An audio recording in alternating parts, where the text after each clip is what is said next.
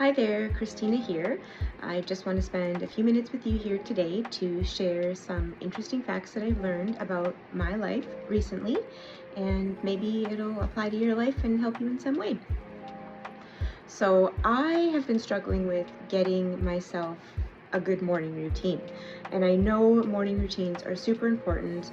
All the really successful people say get a morning routine, and the importance of that, and it sets your foundation for the day. And there's just so many aspects to a morning routine that are so important, and I've been really trying.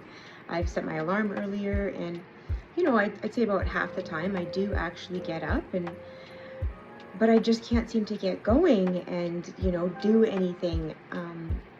It's been very frustrating. And so, I think to myself, I know that as a human, our brains, we find excuses and we justify, and so my brain gives all these excuses and reasons, and but it's been going on for so long. And so I've just kind of taken a step back and asked myself, maybe what else is going on? Like, is there something more to this? Because as I know, questions are like a steering wheel of our mind, so it really helps to focus in by asking questions. So I started to kind of investigate, and so I know that first thing in the morning, our body, what happens is just a little burst of cortisol is released naturally. That's what happens. Usually coincides with the sun coming up, and traditionally, cortisol isn't a bad thing. I know I talk about it like it's just the devil and I don't want to have it, but cortisol actually has a really big purpose in our bodies, and that's one of them. In the morning, it helps wake us up.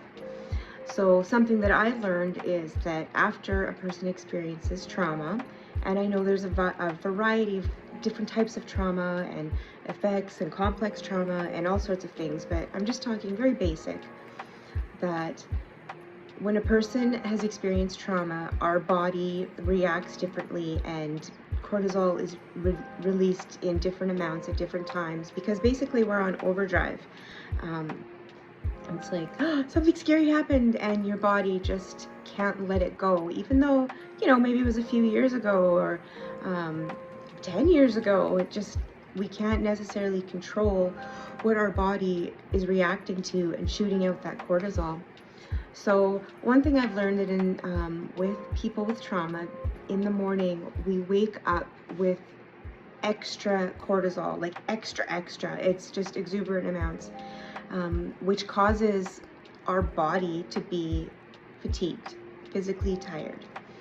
Something else I learned is that trauma can affect our sleep. For people who've experienced trauma, our sleep cycles are quicker than they would be normally, and something is affected, particularly with the REM phase, which is where there's a lot of dreams happening.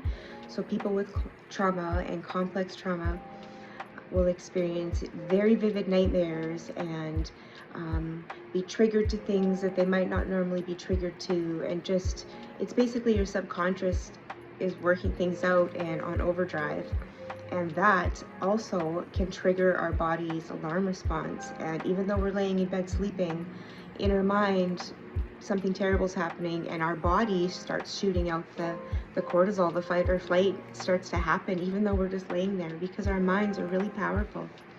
So that too has contributed to me being super tired in the morning and feeling like that.